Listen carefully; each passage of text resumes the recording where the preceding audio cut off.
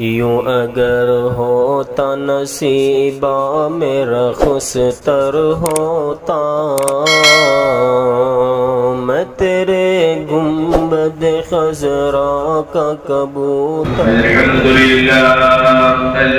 للہ رب العالمین حمد الشاکرین،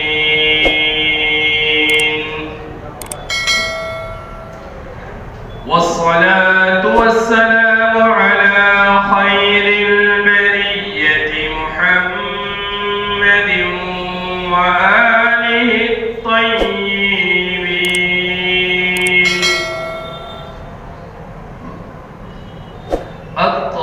الطاهرين وأصحابه أجمعين.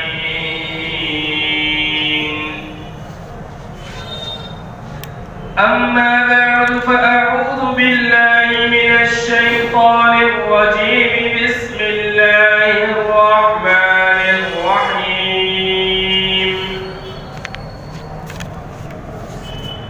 إن الله وملائكته يصلون على النبي يا أيها الذين آمنوا صلوا عليه وسلموا تسليما. صدق الله المولانا العظيم. بزرگان محترم، معزز سامعین کرام، دعا کیجیے اللہ تبارک و تعالی اخلاص کے ساتھ ایسی باتیں کہنے والے جو ہم تمام کے لیے مفید ہو، کارآمد ہو، لاحق عمل ہو. عزیزان گرامی، اس سے پہلے والے مہینے میں بھی یہی آیت کریمہ تلاوت کی تھی. ان اللہ وملائکتہ یصلون علی النبی. بلا شبہ اللہ اور اس کے فرشتے رسول اللہ صلی اللہ علیہ وسلم پر درود بھیجتے ہیں. یا ایھا الذین آمنوا صلوا علیہ وسلموا تسلیما. اے ایمان والو، تم بھی رسول اللہ صلی اللہ علیہ وسلم پر درود و سلام بھیجو. اللہ تبارک و تعالی نے ظاہری طور پر اس آیت پاک میں درود پاک کا حکم دیا ایک نرانے انداز میں، اور معنوی طور پر، اندرونی طور پر رسول اللہ صلی اللہ علیہ وسلم کے 3 حقوق بتلائے ہیں کہ رسول اللہ صلی اللہ علیہ وسلم سے محبت کی جائے، رسول اللہ صلی اللہ علیہ وسلم کی عظمت اور بڑائی کو، تعظیم کو دل کے اندر بٹھایا جائے، اور رسول اللہ صلی اللہ علیہ وسلم کی اتباع کی جائے.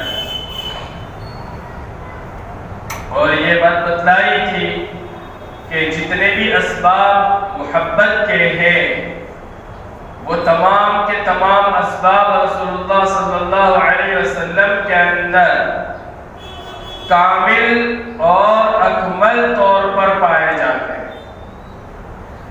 اسباب محبت 3 ہیں: جمال یعنی خوبصورتی، کمال یعنی کسی بھی چیز کے اندر اعلیٰ حیثیت، اور نوال یعنی احسان. یہ تینوں کے تینوں چیزیں رسول اللہ صلی اللہ علیہ وسلم کے اندر اعلیٰ پیمانے پر پائی جاتی ہیں. پھر رسول اللہ صلی اللہ علیہ وسلم کے کمالات کا تذکرہ کیا تھا. رسول اللہ صلی اللہ علیہ وسلم کے کمال وجود کا تذکرہ، کمال علم، کمال بصیرت و عقل، کمال بصارت، بینائی، دیکھنے کی طاقت، اور کمال شجاعت، کمال وجاہت. کمال شجاعت رسول اللہ صلی اللہ علیہ وسلم کی طاقت اور قوت اللہ تبارک و تعالی نے اتنی عطا کہ اپنے زمانے کے سب سے بڑے پہلوان رکانہ پہلوان کو رسول اللہ صلی اللہ علیہ وسلم نے کشتی کے میدان میں پچھاڑ دیا تھا، پھر اس نے ایمان قبول کر لیا، اور رسول اللہ صلی اللہ علیہ وسلم نے فرمایا کہ مجھے جنت کے 40 مردوں کی طاقت دی گئی ہے، اور جنت کے ایک مرد کو اللہ تبارک و تعالیٰ نے دنیا کے 100 مردوں کی طاقت عطا فرمائی۔ اس حساب سے رسول اللہ صلی اللہ علیہ وسلم کو دنیا کے 4000 مردوں کی طاقت عطا کی گئی، اور دنیا کے اندر ایک مرد کو 4 بیویاں رکھنے کی طاقت عطا کی گئی، انصاف کے ساتھ، اعتدال کے ساتھ۔ تو رسول اللہ صلی اللہ علیہ وسلم کو 16000 بیویاں رکھنے کی اللہ تبارک و تعالیٰ نے طاقت عطا فرمائی۔ حضرت عمر رضی اللہ تعالیٰ عنہ فرماتے ہیں کہ میں نے رسول اللہ صلی اللہ علیہ وسلم سے زیادہ مضبوط، طاقتور اور ہمت والا کسی کو نہیں دیکھا۔ کیسا بھی موقع ہو رسول اللہ صلی اللہ علیہ وسلم سینہ سفر ہو کر، سینہ تان کر پہنچ جائے۔ دوسرے صحابہ فرماتے ہیں کہ میدان کارزان میں ہم رسول اللہ صلی اللہ علیہ وسلم کی آڑ میں چھپ جاتے تھے۔ رسول اللہ صلی اللہ علیہ وسلم بڑے بڑے پہاڑوں پر، ٹیلوں پر آسانی کے ساتھ وزن اٹھا کر، جو جنگ کے اندر لوہے کے کپڑے ہوتے جن کو زرہ کہا جاتا ہے، دو اٹھا کر آسانی کے ساتھ چڑھ جاتے۔ یہ رسول اللہ صلی اللہ علیہ وسلم کا کمال شجاعت، اتنی طاقت اور اتنی قوت تھی میرے دوست۔ اور رسول اللہ صلی اللہ علیہ وسلم قوی اور مضبوط لوگوں کو پسند کرتے ہیں۔ آج ہمارا نوجوان، ہمارا بچہ لغویات کے اندر اور دوسری خرافات کے اندر پڑھ کر، کتنی خرافات ہمارے معاشرے کے اندر ہو رہی ہے، کیسے کیسے خرافات جب سنتے ہیں تو آنکھوں سے آنسو جاری ہو جاتے ہیں کہ ہمارا نوجوان کہاں جا رہا ہے، کن کاموں کے اندر مصروف ہے۔ کہیں نشے ہو رہے ہیں، کہیں جوئے کے اندر ہے، کہیں شب بیداری لغویات کے اندر ہو رہی ہے۔ ان تمام معاملات کی وجہ سے ہمارا نوجوان بالکل پھس پھسا اور کمزور ہوتا جا رہا ہے۔ رسول اللہ صلی اللہ علیہ وسلم مضبوط مومن کو پسند فرماتے، خود بھی مضبوط تھے اور مضبوط ہونے کو پسند بھی فرماتے۔ حضرت علی رضی اللہ تعالیٰ عنہ کے اندر کیسی طاقت تھی، کیسے مضبوط تھے۔ غزوہ خیبر کے موقع پر خیبر قلعے کا جو دروازہ تھا وہ کسی سے اٹھ نہیں رہا تھا، کتنے 25-30 لوگ مل کر اٹھا رہے تھے، نہیں اٹھا۔ حضرت علی رضی اللہ تعالیٰ عنہ غالباً دوسرے دن پہنچے تھے، ان کے آنکھ کے اندر کچھ تکلیف تھی، تو حضرت علی رضی اللہ تعالیٰ عنہ نے ایک ہی ہاتھ کے اندر پورا دروازہ اٹھا لیا۔ لیکن آج ہمارا جوان کمزور ہوتا جا رہا، کمزوری کی طرف مائل ہو گیا۔ اللہ تبارک و تعالی حفاظت فرمائے، اپنی صحت کی فکر کرے۔ رسول اللہ صلی اللہ علیہ وسلم فرمایا وَلِبَدَنِكَ حَقٌّ، تیرے بدن کا تیرے اوپر حق ہے، اپنے بدن کو اس کا حق دو۔ تو رسول اللہ صلی اللہ علیہ وسلم کی شجاعت، طاقت اعلیٰ پیمانے کی تھی۔ ہم کسی بڑے باڈی بلڈر کو دیکھتے ہیں، اس کی باڈی کو دیکھتے ہیں تو اس کے فریفتہ ہو جاتے ہیں کہ کیا باڈی ہے، کیسی طاقت ہے۔ آج باڈی بلڈر کا بہت زمانہ ہے۔ رسول اللہ صلی اللہ علیہ وسلم کے اندر کتنی طاقت تھی، تو رسول اللہ صلی اللہ علیہ وسلم سے کیوں محبت نہیں ہو رہی؟ یہ تو رسول اللہ صلی اللہ علیہ وسلم کی طاقت اور شجاعت کا کمال تھا۔ رسول اللہ صلی اللہ علیہ وسلم کا رعب، وجاہت، رسول اللہ صلی اللہ علیہ وسلم کا رعب اتنا تھا کہ کوئی رسول اللہ صلی اللہ علیہ وسلم کے پاس ملنے آتا، کچھ بات کرنے آتا تو رسول اللہ صلی اللہ علیہ وسلم کے رعب کی وجہ سے کانپتا ہو جاتا۔ ایک صحابی آئے کوئی بات کرنے کے لیے، بات کرنے سے پہلے کانپنے لگے۔ رسول اللہ صلی اللہ علیہ وسلم نے فرمایا کہ اپنے اوپر رحم کرو، میں کوئی ظالم جابر بادشاہ نہیں ہوں۔ اس طرح سے تسلی دی رسول اللہ صلی اللہ علیہ وسلم نے، تو اس کو ذرا تسلی ہوئی اور اس نے اپنی بات کی۔ رسول اللہ صلی اللہ علیہ وسلم کا رعب کئی میل بڑے اپنے وقت کے سپر پاور جو ملک تھے، قیصر کسریٰ، یہ جو بڑے بادشاہ تھے، یہ لوگ بھی رسول اللہ صلی اللہ علیہ وسلم سے کانپتے تھے، ان کا رعب اتنا تھا۔ وجہ یہ ہے رسول اللہ صلی اللہ علیہ وسلم نے فرمایا کہ مجھے 5 چیزیں ایسے دی گئی ہے کہ مجھ سے پہلے کسی نبی کو نہیں دی گئی۔ ان 5 چیزوں میں ایک چیز یہ ہے کہ اللہ تبارک و تعالیٰ نے میرا رعب اور دبدبہ 1 مہینے کی مسافت کی دوری سے دشمن کے دل کے اندر ڈال دیا۔ یعنی سفر کر وہاں پہنچو تو 1 مہینہ لگے، اتنے دور کی مسافت کی دوری پر بھی رسول اللہ صلی اللہ علیہ وسلم کا رعب اور دبدبہ دشمن کے دلوں کے اندر اللہ تبارک و تعالیٰ نے ڈال دیا۔ وَنُصِرْتُ بِالرُّعْبِ، رسول اللہ صلی اللہ علیہ وسلم۔ تو کوئی بھی دنیا کا کمال ہو، یہ تو 6 کمالات میں نے بتلایا، اس کے علاوہ اور کوئی بھی کمال ہو، رسول اللہ صلی اللہ علیہ وسلم اس کمال کے اندر اعلیٰ پیمانے کے اوپر، اعلیٰ درجے کے اوپر فائز ہو۔ اس کے باوجود میرے دوستو کیا بات ہے کہ ہمیں رسول اللہ صلی اللہ علیہ وسلم سے جیسی محبت ہونی چاہیے، رسول اللہ صلی اللہ علیہ وسلم کی جیسی عظمت ہونی چاہیے ہمارے دلوں کے اندر نہیں۔ آج کیسے معاملات ہمارے ملک کے اندر ہو رہے ہیں، رسول اللہ صلی اللہ علیہ وسلم کی شخصیت اور ذات کو لے کر کیسی باتیں کی جا رہی ہیں۔ ایک ناہنجار پھر کھڑا ہو، رسول اللہ صلی اللہ علیہ وسلم کی شان میں گستاخی کر رہا ہے، رسول اللہ صلی اللہ علیہ وسلم کی شان میں گستاخی کرتے ہوئے اس نے کتاب لکھ دی۔ کتاب کا آپ شروع کا صفائی دیکھیں گے تو آپ کا دماغ کھول جائے،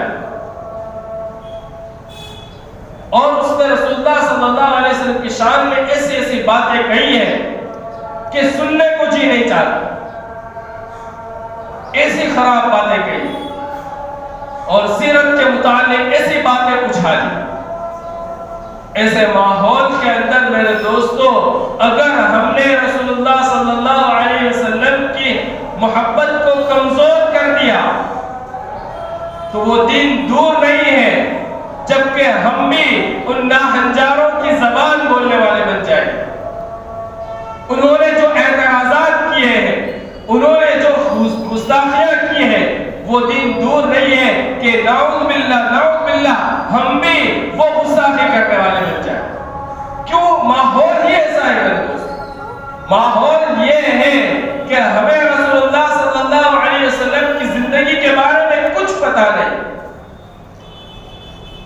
نہیں ہے اور جاننے کی کوشش بھی نہیں کر رہے، اور ایسا کچھ ماحول اور ایسا کچھ اوقات کا انتظام بھی نہیں کیا ہے کہ ہم رسول اللہ صلی اللہ علیہ وسلم کی زندگی اور سیرت کو پڑھیں، جانیں کہ رسول اللہ صلی اللہ علیہ وسلم کی پوری زندگی کس طرح سے گزری ہے۔ رسول اللہ صلی اللہ علیہ وسلم کی جب پیدائش ہونے والی تھی، اس سے پہلے کیا علامات ظاہر ہوئے جن کو ارہاسات کہا جاتا ہے۔ رسول اللہ صلی اللہ علیہ وسلم جب پیدا ہونے والے تھے، رسول اللہ صلی اللہ علیہ وسلم جب آمینہ کے پیٹ میں تھے، اس وقت ان کو کیسا محسوس ہوا، کیا احوال تھے؟ اس کے پہلے رسول اللہ صلی اللہ علیہ وسلم کا نور ان کے والد کے جسم کے اندر تھا، تو اللہ تبارک و تعالی نے ان کی کیسے حفاظت فرمائی، اور جب وہ نور منتقل ہوا آمینہ کے پیٹ میں تو پھر آمینہ کا احوال کیسے ہوئے؟ رسول اللہ صلی اللہ علیہ وسلم کے پیدائش کے وقت کیا ہوا، کیسی روشنی ہوئی، کیسے رسول اللہ صلی اللہ علیہ وسلم پیدا ہوئے؟ بالکل پاک صاف خطہ کیے ہوئے، سرما لگائے ہوئے، فجر کے وقت رسول اللہ صلی اللہ علیہ وسلم کی پیدائش۔ اس وقت رسول اللہ صلی اللہ علیہ وسلم کے پیدائش کے وقت کیا ہوا، رسول اللہ صلی اللہ علیہ وسلم نے سب سے پہلے کس کا دودھ پیا، کس کے پاس رسول اللہ صلی اللہ علیہ وسلم کتنے عرصہ رہے، اپنی والدہ آمینہ کے پاس، اپنی رضاعی والدہ دودھ پلانے والی دائی حلیمہ کے پاس کتنا عرصہ رہے، کتنے سال میں والدہ کا انتقال ہوا، کتنے سال میں دادا کا انتقال ہوا۔ ہمارے نوجوان انہوں نے بچپن میں مدرسے کے اندر اللہ کے رسول تعلیم الاسلام اس کتاب کے اندر پڑھا تھا، یاد کیا تھا، مدرسہ چھوٹا سب پورا سلسلہ ختم، کم سے کم وہ اللہ کے رسول کتاب تو پھر سے پڑھ لیتے ہیں۔ رسول اللہ صلی اللہ علیہ وسلم کی ابتدائی زندگی، رسول اللہ صلی اللہ علیہ وسلم کا بچپنا کیسے گزرا، رسول اللہ صلی اللہ علیہ وسلم کی جوانی کیسی گزری، کیسی پاک دمانی والی، کیسی سچائی والی، کیسی امانت دار والی کہ لوگ رسول اللہ صلی اللہ علیہ وسلم کو امین صادق کہنے لگے۔ کسی کو لقب یوں ہی نہیں مل جاتا میرے دوست، کسی کو یوں ہی کوئی نہیں بول دیتا کہ یہ بہت سچا ہے، کئی مرتبہ اس کے متعلق آزمائشیں ہوتی ہیں، دیکھا جاتا ہے کہ یہ بہت امانت دار ہے، یہ بہت سچا ہے، یہ بہت اچھا ہے، تب جا کر اس کے متعلق کوئی لقب ملتا۔ رسول اللہ صلی اللہ علیہ وسلم کی جوانی کے اندر ہی رسول اللہ صلی اللہ علیہ وسلم کو یہ القاب ملے۔ پھر رسول اللہ صلی اللہ علیہ وسلم کی شادی کتنے سال کے اندر ہوئی، کیسے ہوئی، کن کے ساتھ ہوئی، کن حالات میں ہوئی۔ خدیجہ رضی اللہ تعالی عنہا کے نکاح کو لے کر اعتراضات کیے جاتے ہیں کہ رسول اللہ صلی اللہ علیہ وسلم نے اس طرح سے کیا، اس طرح سے کیا۔ آپ حقیقت جانیے، پہلے آپ سیرت پڑھیے، رسول اللہ صلی اللہ علیہ وسلم نے حضرت خدیجہ رضی اللہ تعالی عنہ سے کیسے نکاح کیا، کیوں نکاح کیا۔ حضرت خدیجہ رضی اللہ تعالی عنہ رسول اللہ صلی اللہ علیہ وسلم پر فریفتہ ہو گئی تھی، رسول اللہ صلی اللہ علیہ وسلم کی خوبیاں دیکھ کر، اپنے زمانے کی بہت مالدار اور بہت خوبصورت خاتون تھی۔ بس اعتراضات کیے جا رہے ہیں اور حقیقت پتہ نہیں، لوگوں کو بس رسول اللہ صلی اللہ علیہ وسلم کی شان کے اندر گستاخی کرنی ہے، اور ایک وجہ یہ ہے کہ دنیا کے اندر مشہور ہو رہا ہے۔ میرے دوستو، گستاخ رسول کا انجام اس کی ایک تاریخ ہے۔ قرآن نے بھی گستاخ رسول کے انجام کے کئی گستاخوں کے تذکرے کیے ہیں۔ ایک مشہور گستاخ جس نے رسول اللہ صلی اللہ علیہ وسلم کو بہت پریشان کیا، اللہ تبارک و تعالیٰ نے رہتی دنیا تک اس کو لوگوں کے لیے نمونہ بنا دیا کہ جس نے میرے نبی کو ستایا، اس کے شان میں گستاخی کی، اس کا انجام کیا ہوگا۔ اللہ تبارک و تعالیٰ نے ایک پوری سورت نازل فرمائی، سورہ لہب۔ ابو لہب کون تھا؟ ابو لہب رسول اللہ صلی اللہ علیہ وسلم کا حقیقی چچا، حضرت عبداللہ کا بھائی، اور یہ وہی چچا ہے جس نے رسول اللہ صلی اللہ علیہ وسلم کی پیدائش کی خبر جب سنی، اور یہ خبر اس کی خادمہ نے سنائی، اس کی باندی نے سنائی، تو اس باندی کو رسول اللہ صلی اللہ علیہ وسلم کی پیدائش کی خوشخبری دینے کے بدلے میں آزاد کر دیا تھا کہ میرے بھائی کے یہاں لڑکا آیا، جا تو آزاد۔ یہ ابو لہب وہی، وہ حقیقی چچا۔ لیکن جب نبوت ملنے کے بعد 40 سال کے بعد 1-2 سال گزر گئے، اللہ تبارک و تعالیٰ کی طرف سے حکم آیا وَأَنذِرْ عَشِيرَتَكَ الْأَقْرَبِينَ، آپ اپنے قریبی رشتہ داروں کو دعوت دو۔ تو رسول اللہ صلی اللہ علیہ وسلم نے اللہ کے اس حکم کی تعمیل میں صبح کے وقت کوہ صفا پر، صفا پہاڑی کے اوپر چڑھ گئے اور یہ اعلان کیا، یا صباحا، صباح مطلب فجر کا وقت ہوتا ہے، اور یہ آواز اس زمانے کے اندر، ان کے محاورے کے اندر اس وقت لگائی جاتی تھی جبکہ کوئی دشمن کے لشکر کو دیکھ لیتا کہ یہ دشمن کا لشکر ہمارے اوپر چڑھائی کرنے آ رہا ہے، حملہ کرنے آ رہا ہے، صبح کے وقت دیکھتا تو یہ آواز لگاتا یا صباحا۔ تو رسول اللہ صلی اللہ علیہ وسلم نے جب یہ آواز لگائی تو تمام قبائل قریش جمع ہو گئے، جو آ سکتے سکتے تھے وہ تمام آ گئے، جو نہیں آ سکتے تھے انہوں نے اپنی طرف سے کسی کو بھیج دیا، جا کر دیکھو کیا معاملہ ہے۔ سب لوگ جمع ہو گئے، ابو لہب بھی آ گیا۔ تو رسول اللہ صلی اللہ علیہ وسلم نے فرمایا کیا میں تم سے یہ کہوں کہ اس پہاڑی کے پیچھے تمہارے اوپر چڑھائی کرنے والا ایک خطرناک لشکر ہے جو تم پر چڑھائی کرے گا، تمہارے پر حملہ کرے گا، تو کیا تم میری بات سچ مانو گے؟ تمام لوگوں نے کہا کہ بالکل سچ مانیں گے، ہم نے آپ کو کبھی جھوٹ بولتا ہوا نہیں دیکھے، اگر آپ یہ کہہ رہے ہیں تو آپ سچ ہی بولیں گے۔ اس کے بعد رسول اللہ صلی اللہ علیہ وسلم نے فرمایا کہ میں تمہیں ایک دردناک دین کے عذاب سے، جہنم کے عذاب سے میں تمہیں ڈراتا ہوں، اگر تمہیں اس عذاب سے بچنا ہے تو لا الہ الا اللہ پڑھ لو، کامیاب ہو جاؤ گے۔ قولوا لا الہ الا اللہ تفلحوا۔ جیسے رسول اللہ صلی اللہ علیہ وسلم نے بات کہی کہ تمام معبودوں کو چھوڑ کر ایک اللہ کو اپنا معبود بنا لو، ابو لہب جو رسول اللہ صلی اللہ علیہ وسلم کا چچا تھا وہی تھا، اس نے کہا تبت لک لہذا جمعتنا، نعوذ باللہ تیرے اوپر ہلاکت ہو، تف ہو تیرے اوپر، کیا تو نے ہمیں اسی لیے جمع کیا؟ اور پتھر لے کر اٹھا کر مارنے لگا۔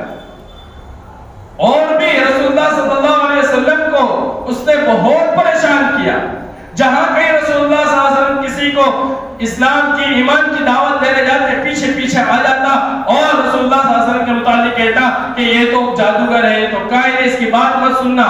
جہاں کہیں رسول اللہ صلی اللہ علیہ وسلم جاتے پیچھے سے اس طرح سے آیا، اور اسی طرح اس کی بیوی بھی، ابو لہب کی بیوی بھی اسی طرح رسول اللہ صلی اللہ علیہ وسلم کے پیچھے لگتی اور رسول اللہ صلی اللہ علیہ وسلم کو پریشان کرتی۔ اللہ تبارک و تعالیٰ نے اس کے متعلق قرآن کریم کے اندر سورہ لہب نازل فرمائے، اور اس نے رسول اللہ صلی اللہ علیہ وسلم کو کہا تھا تبت لک لہذا جمعتنا، تو اللہ تبارک و تعالیٰ نے اس کے متعلق فرمایا تبت یدا ابی لہب وتب، ابو لہب ہلاک ہو گیا، اس کے ہاتھ ہلاک ہو گئے، ہلاک اور برباد ہو گیا۔ اور آگے فرمایا ما اغنی عنہ مالہ وما کسب، اس کا مال اور اس کا کمایا ہوا کچھ کام نہیں آیا۔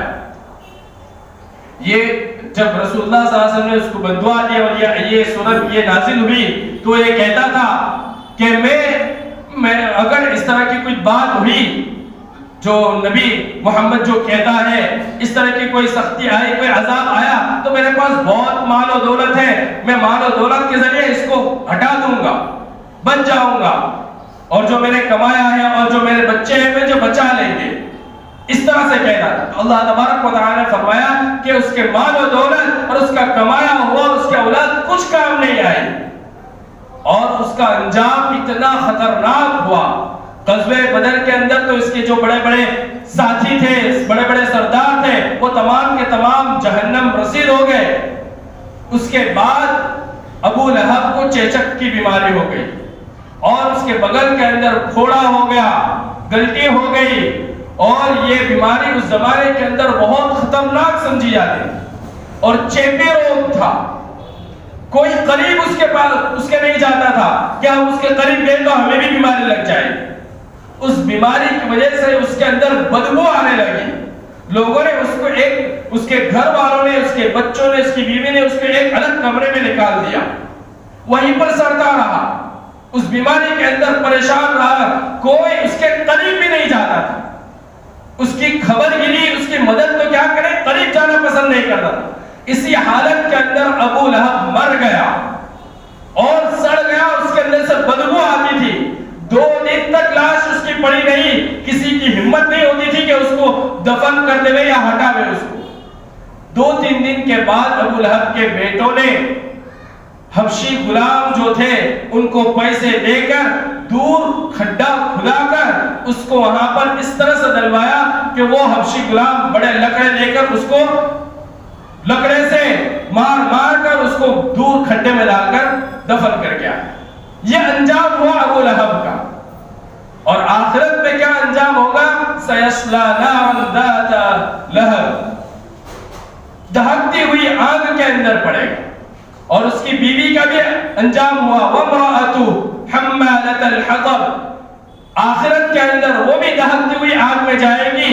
اور دنیا کے اندر اس کا یہ معاملہ ہوا کہ اتنا مالدار ہونے کے باوجود اتنی کنجوس تھی کہ وہ گھر میں چولہا جلانے کے لیے جنگل سے لکڑیاں توڑ کر لاتی تھی اور لکڑیوں کی گٹھری اپنے سر کے اوپر رکھتی تھی اور وہ گٹھری کو ٹکانے کے لیے رسی اپنے گلے کے اندر رکھتی تھی کہ گٹھری ادھر ادھر نہ ہو جائے. ایک مرتبہ اسی طرح لا رہی تھی کہ اس کو ٹھوکر لگی، جو رسی گٹھریوں کی گلے کے اندر پڑی تھی وہی اس کا پھندا بن گیا اور وہ مر گئی. اور بھی ایسے تاریخ کے اندر جن جن لوگوں نے رسول اللہ صلی اللہ علیہ وسلم کو پریشان کیا، رسول اللہ صلی اللہ علیہ وسلم کو تکلیف دی، ان کا انجام ایسا ہی بد سے بدتر ہوا. ابو لہب کا بیٹا، اس نے رسول اللہ صلی اللہ علیہ وسلم کو پریشان کیا اور کچھ رسول اللہ صلی اللہ علیہ وسلم کے منہ پر تھوک بھی دیا. رسول اللہ صلی اللہ علیہ وسلم بہت پریشان ہوئے. رسول اللہ صلی اللہ علیہ وسلم نے فرمایا کہ اللہ اپنے کتوں میں سے ایک کتا اس کے اوپر مسلط کر دے. کافر تھا، نہیں مانتا تھا، لیکن اس کے باوجود رسول اللہ صلی اللہ علیہ وسلم کی بد دعا پر اتنا بھروسہ تھا کہ کہیں بھی رہتا تو اپنے ارد گرد سب کو رکھتا، دیکھو کوئی آ لے جائے، کوئی جانور مجھے پکڑ نہ لے. سب کو اپنے ساتھ ارد گرد بہت انتظام کرتا تھا اور یہ ڈرتا تھا کہیں کوئی جانور آ کر مجھے کھا لے گا. محمد نے بد دعا کی. ایک مرتبہ سفر میں نکلا اور رات کو پڑاؤ ڈالا. پورے قافلے والوں کو کہا کہ بھئی میرے ارد گرد سو جانا، کوئی میرے پاس آ نہ سکے، کوئی جانور میرے پاس آ نہ سکے. رات میں ایک وقت ایسا آیا، سب بے ہوشی کی نیند سوئے ہوئے تھے، ایک درندہ آیا اور اس کو چیڑ پھاڑ کر چلا گیا. رسول اللہ صلی اللہ علیہ وسلم نے اس کے متعلق بد دعا کی. جس نے رسول اللہ صلی اللہ علیہ وسلم کی شان میں گستاخی کی ہے، ہمارا عقیدہ ہے وہ کافر ہے، واجب القتل ہے، اس کا انجام برا ہوگا. لیکن میرے دوستو ہم دیکھ رہے ہیں کہ اتنی گستاخیاں کر رہے ہیں، لیکن میرے دوستو ہم دعا بھی تو کہاں کر رہے ہیں، اس کے متعلق کوشش بھی تو کہاں کر رہے ہیں. اتنا کچھ ہوا لیکن ہم سے تھوڑی سی دعا ہوئی کہ اللہ اس کتے کے اوپر اپنے کتوں میں سے کوئی کتا مسلط کر دے، یا اللہ اس کو نیست و نابود کر دے. ہمارے لیے ہماری سر سے جوں تک نہیں رہے گی. ناہنجار نے اتنے الفاظ کہہ لیے لیکن ہمیں ذرا سا احساس نہیں.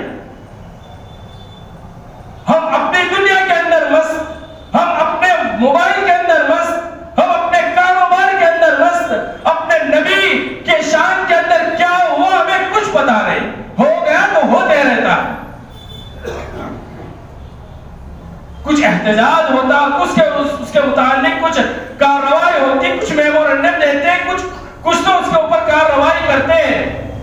کم سے کم یہی دعا کرتے تھے یا اللہ اس کے اوپر اپنے کتوں میں سے ایک کتا مسلط کر دے. میرے دوستو رسول اللہ صلی اللہ علیہ وسلم کی محبت، حمیت ہمارے اندر سے ختم ہو گئی. وجہ یہ ہے کہ ہم نے نبی کو نہیں پڑھا، ہم نے رسول اللہ صلی اللہ علیہ وسلم کی سیرت کو چھوڑ دیا. اگر ہم چاہتے ہیں کہ رسول اللہ صلی اللہ علیہ وسلم کی محبت ہمارے دلوں کے اندر آئے، عظمت آئے، اتباع آئے، رسول اللہ صلی اللہ علیہ وسلم کی زندگی کو پڑھنا شروع کرو. رسول اللہ صلی اللہ علیہ وسلم کی زندگی کو اپنے گھروں کے اندر تعلیم کرنا شروع کرو. بہت ساری کتابیں میرے دوست، ابھی سوالات کے اعتبار سے کتاب ہے، 3000 سوالات ہے. سیرت کوئز آپ ٹیلی گرام کے اوپر یا گوگل کے اوپر سرچ کرو سیرت کوئز، تو کتاب آئے گی. 3000 سوالات ہیں. کم سے کم اس کتاب کا مطالعہ کرو یا اس کتاب کو ڈاؤن لوڈ کر کے زیروکس کر کے اپنے گھر کے اندر تعلیم کرو. ہر چھوٹے چھوٹے سوالات ہیں، چھوٹے چھوٹے جوابات ہیں، سوال بھی ہے جواب بھی ہے. آپ اس کو پڑھو، اس کی تعلیم اپنے گھر کے اندر کرو. جانو رسول اللہ صلی اللہ علیہ وسلم کی زندگی کیسی تھی. رسول اللہ صلی اللہ علیہ وسلم کے جمال کو بیان کرنا تھا، لیکن رسول اللہ صلی اللہ علیہ وسلم کی گستاخ کے متعلق بات نکل گئی. انشاءاللہ آئندہ مہینے رسول اللہ صلی اللہ علیہ وسلم کے جمال اور نوال کو بیان کیا جائے گا. وآخر دعوانا الحمدللہ رب العالمین.